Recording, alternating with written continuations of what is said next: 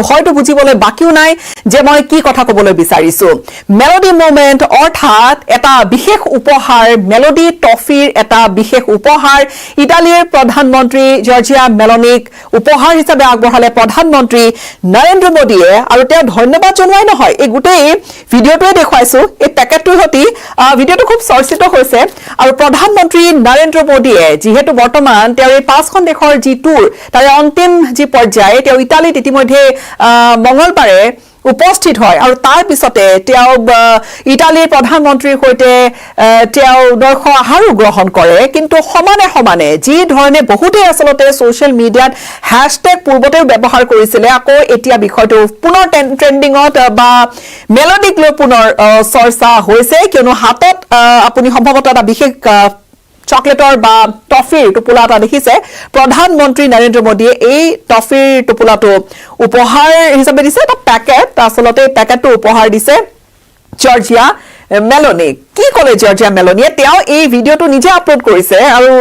তেওঁ হাঁহি মুখে থকা দেখা গৈছে আৰু দুয়োগৰাকী খুব কেণ্ডিড মোমেন্ট এটা শ্বেয়াৰ কৰা দেখা গৈছে আৰু লগতে আন বহু কেণ্ডিড মোমেন্ট এই মুহূৰ্তত যিহেতু দেখা গৈছে প্ৰধানমন্ত্ৰী নৰেন্দ্ৰ মোদী আৰু জৰ্জিয়া মেলোনিৰ মাজত সেই আটাইখিনি লৈ অহাৰ পূৰ্বে প্ৰথমে আগবঢ়াই লৈছো কি ক'লে জৰ্জিয়া মেলোনিয়ে এই উপহাৰটো প্ৰধানমন্ত্ৰী নৰেন্দ্ৰ মোদীৰ পৰা লাভ কৰাৰ পিছতে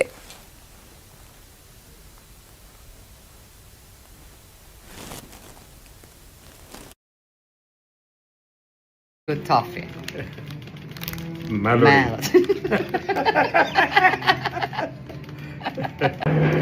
Prime Minister Modi brought us a gift,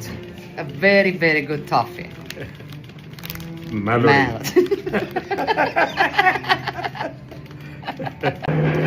Prime Minister Modi brought us a gift, a very, very good toffee. Melody.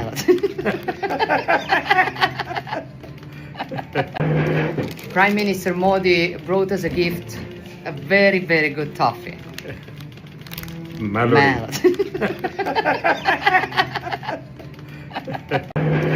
Prime Minister Modi brought us a gift. আৰু তেওঁলোকৰ মাজত এই যে কামেৰাড্ৰিৰ কথা যিটো কোৱা হৈছে খুব কিন্তু এটা সাটল বা খুব মিহিকৈ এটা যেন খুব ষ্ট্ৰং বা মজবুত ডিপ্লোমেটিক বাৰ্তা বুলি ইয়াক ক'ব লাগিব যে ইটালী আৰু ভাৰতৰ মাজত এতিয়া যি পূৰ্বৰে পৰা বন্ধুত্বপূৰ্ণ সম্পৰ্ক আছিল এতিয়া ষ্ট্ৰেটেজিক পাৰ্টনাৰশ্বিপলৈকে আগন্তুক সময়ছোৱাত ইয়াক দেখা যাব এই বন্ধুত্বপূৰ্ণ সম্পৰ্ক ষ্ট্ৰেটেজিক পাৰ্টনাৰশ্বিপলৈকে ৰূপান্তৰিত হ'ব আৰু সমানে যেহেতু ইটালীয়ে ইণ্ডো পেচিফিকলৈকে যদি চাই তেনেহলে প্ৰায় ভাৰতক এক গুৰুত্বপূৰ্ণ পাৰ্টনাৰ হিচাপে চাই ভাৰতৰ বাবেও যি আইমেকৰ কথা যদি আমি কওঁ ইণ্ডিয়া মিডল ইষ্ট মেডিটেৰেনিয়ানৰ বা ইউৰোপৰ কথা ইণ্ডিয়া মিডল ইষ্ট আৰু ইউৰোপৰ সংযোগী যি ইকনমিক কৰিডৰ এই গোটেই কৰিডৰটোৰ ক্ষেত্ৰতো কিন্তু ইটালী এটা খুব গুৰুত্বপূৰ্ণ ষ্টপ এতিয়া আমি এই কেণ্ডিড বাৰ্তাটোৰ জৰিয়তে এই মুহূৰ্তত চৰ্চা সোশ্যাল মিডিয়া প্ৰত্যেকখন প্ল্যাটফৰ্মতে এই চৰ্চাটো চলা পৰিলক্ষিত হৈছে অৰ্থাৎ এই মেলোডি মোমেন্টৰ কথা সকলোৱে পাতিছে কিন্তু কেৱল মেলোডি মোমেন্ট বুলিয়েই নহয় প্ৰধানমন্ত্ৰী নৰেন্দ্ৰ মোদীয়ে তেওঁ এইবাৰ জৰ্জিয়া মেলোনি তেওঁ প্ৰধানমন্ত্ৰীৰ আসনত বহাৰ পিছতে প্ৰধানমন্ত্ৰী নৰেন্দ্ৰ মোদীৰ এয়া প্ৰথমবাৰৰ বাবে তেওঁ ইটালী ভ্ৰমণ কৰিছে কিন্তু সম্ভাৱনাৰ নতুন দুৱাৰ বহু মুকলি হৈছে আৰু কি সম্ভাৱনাৰ নতুন দুৱাৰ মুকলি হৈছে ইটালীৰ প্ৰধানমন্ত্ৰী মোদী উপস্থিত হোৱাৰ লগালগ আমি ইতিমধ্যে আপোনালোকক জনাই আহিছো যে এই যিটো 5খন দেশৰ টুৰ একেলগে 5খন দেশ ভ্ৰমণ কৰিছে প্ৰথমে UAE তাৰ পিছত নেদাৰলেণ্ডছ ছুইডেন নৰৱে আৰু অৱশেষত তেওঁ আহি ইটালীত উপস্থিত হৈছে এতিয়া ইটালী গুৰুত্বপূৰ্ণ এটা পাৰ্টনাৰ হিহতীয়াকৈ গুৰুত্বপূৰ্ণ পাৰ্টনাৰলৈকে ৰূপান্তৰিত হৈছে ভাৰতৰ ইটালী যিখন G7ৰ এখন অন্তৰ্গত দেশ অংশীদাৰী দেশ বা G20ৰ সদস্য দেশ G7ৰো সদস্য দেশ G20ৰো সদস্য দেশ আৰু তেনে পৰিপ্ৰেক্ষিতত ইটালীয়ে আজি গুৰুত্বপূৰ্ণ ভূমিকা এটা নিশ্চিত ৰূপত লয় আৰু ইউৰোপীয়ান ইউনিয়নলৈকে যদি দুৱাৰ মুকলিৰ কথা কোৱা যায় তেনেহলে ইটালী ভাৰতৰ আৰু ইউৰোপীয়ান ইউনিয়নৰ ইউৰ যদি কথা কোৱা যায় তেনেহলে ইটালীয়ে খুব মজবুত ৰোল বা ভূমিকা এটা পালন কৰে ষ্ট্ৰেটেজিক পাৰ্টনাৰশ্বিপৰ ক্ষেত্ৰত আৰু আজি যিকোনো এখন দেশে সম্পূৰ্ণকৈ নিয়াৰিকৈ নিজৰ ইকনমিক গোটেই গতিবিধিবোৰ চলাই ৰাখিবলৈ আন যিসমূহ ষ্ট্ৰেটেজিক পাৰ্টনাৰশ্বিপৰ আন দেশৰ ওপৰত নিৰ্ভৰশীল হয় এই পাৰ্টনাৰশ্বিপ যিমানে গভীৰ হ'ব বিশেষকৈ আজিৰ তাৰিখত য'ত যুদ্ধই বা এনাৰ্জি ক্ৰাইচিছে বিশ্ব জোকাৰি আছে আৰু কানেক্টিভিটিৰ কথা আজিৰ তাৰিখত খুবেই গুৰুত্বপূৰ্ণ বা যি শক্তিৰ কথা AI টেকনলজিৰ কথা ডিজাইনৰ কথা ইনোভেশ্যনৰ কথা সাপ্লাই চেইন এই ধৰণৰ কথা বতৰাবোৰ যেহেতু আজিৰ বিশ্বই এৰাই চলিবলৈ নোৱাৰে তেনে ক্ষেত্ৰত ভাৰতৰ যি শক্তি ভাৰতৰ যুৱ শক্তি আৰু বিশেষকৈ কোৱা হয় ইটালীৰ ডিজাইনিঙৰ কথা ইটালীৰ প্ৰডাক্টৰ কথা মেড ইন ইটালীৰ কথা যি ধৰণে কোৱা হয় সমানে কিন্তু ভাৰতৰ যুৱ শক্তি ভাৰতৰ উদ্ভাৱন সমান্তৰালকৈ ভাৰতৰ হাতত যি ফোৰ্স আছে ভাৰতে যি ধৰণে ইঞ্জিনিয়াৰিং ক্ষেত্ৰখনৰ যি ধৰণে বা টেকনিক্যাল ক্ষেত্ৰখনৰ যি ধৰণে এটা ভাৰতৰ ওয়াৰ্ক ফোৰ্স আছে বা খুব শাৰ্প মাইন্ড আছে তেনে পৰিপ্ৰেক্ষিতত দুটা ফাল মিলি আসলতে আগন্তুক সময়ছোৱালৈকে এটা ৰোড ম্যাপ খুব মজবুত এক উন্নয়নৰ দিশে আগবঢ়াই লৈ যোৱা এক ৰোড ম্যাপৰ কথা নিশ্চিত ৰূপত ক'ব পাৰি আৰু প্ৰধানমন্ত্ৰী নৰেন্দ্ৰ মোদীয়ে মঙ্গলবাৰে উপস্থিত হৈছিল তেওঁ আৰু মঙ্গলবাৰে যেতিয়া তেওঁ উপস্থিত হৈছিল তেওঁ উষ্ম আদৰণি জনোৱা হৈছিলে আৰু এয়া খুব ক্যান্ডিড মোমেন্ট কিছু দেখা গৈছিলে আমি যদি আপোনালোকক দেখুৱাও এয়া ক্যান্ডিড মোমেন্ট বুলি ক'ব লাগিব আৰু কলছিয়াম বিশ্বৰ বিখ্যাত ৰোমৰ কলছিয়াম একেলগে ভ্ৰমণ কৰিছে এখন গাড়ীত ভ্ৰমণ কৰিছে আৰু প্ৰধানমন্ত্ৰী নৰেন্দ্ৰ মোদী ইতিমধ্যে এই যি কাৰ ডিপ্লোমেচিৰ কথা কোৱা হৈছে অৰ্থাৎ ৰাষ্ট্ৰপতি ভ্লাদিমিৰ পুটিনেই হওক বা তেওঁ আন বহু দেশৰ নেতাৰ সৈতে একেলগে এখন গাড়ীতে তেওঁ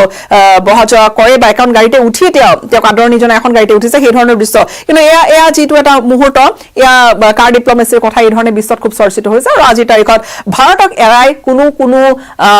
কোন এটা বা কোনো এখন দেশ চলিব নোৱাৰে ইউৰোপিয়ান ইউনিয়নৰ সৈতে ইউৰোপৰ সৈতে আজিৰ তাৰিখত ভাৰতৰ খুব এক মজবুত সম্পৰ্ক আৰু তেওঁলোকেও গম পাই উঠিছে যে ভাৰতৰ দৰে শক্তিক এৰাই চলিবলৈ নোৱাৰি আৰু এই ধৰণৰ ক্ৰাইচিছৰ এক সময়ছোৱাত বিশেষকৈ মধ্যপ্ৰাচ্যৰ যিখন যুদ্ধ এই মধ্যপ্ৰাচ্যৰ যুদ্ধখনতো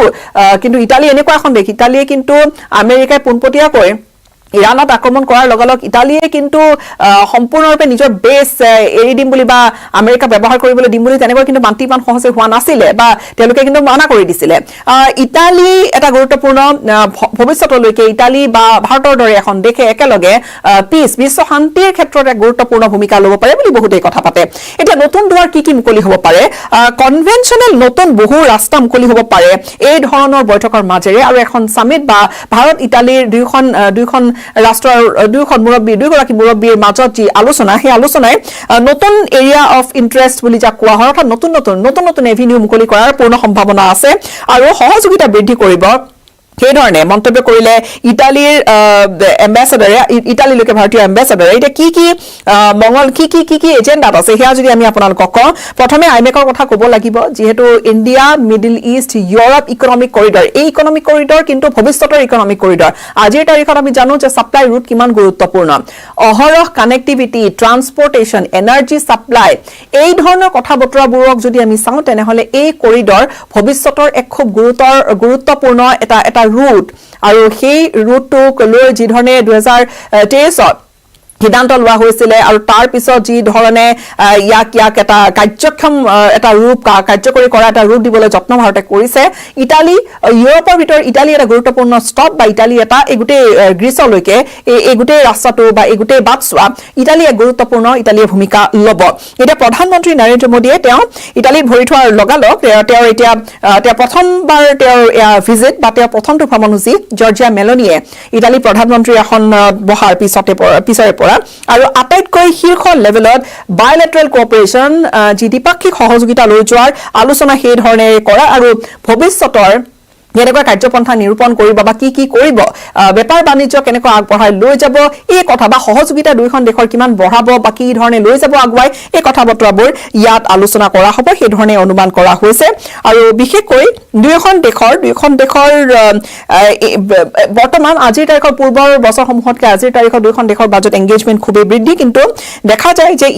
ইটালীও ইণ্ডো পেচিফিকৰ সৈতে এংগেজমেণ্ট বিচাৰে আৰু তেনে ক্ষেত্ৰত ভাৰতত ইটালীও অধিক এংগেজমেণ্ট কৰিবলৈ বিচাৰে আৰু সেই ধৰণেৰে দেখা যায় যিহেতু ভাৰত আৰু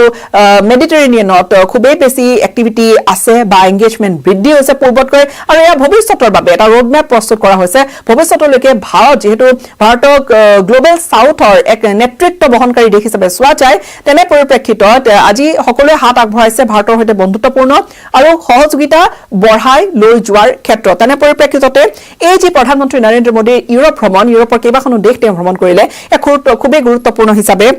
বিবেচিত হৈছে আৰু কোৱা যদি যায় বিশেষকৈ ইটালীৰ কথা ইটালীয়ে সদায় বিশেষকৈ ভাৰতক ছাপোৰ্ট দি আহিছে সদায় সহযোগিতা সমৰ্থন কৰি আহিছে বিশেষকৈ এই যিবোৰ আলোচনা যে ফ্ৰী ট্ৰেড এগ্ৰিমেণ্ট হওক বা তেনেকুৱা ধৰণৰ আলোচনাবোৰৰ কথা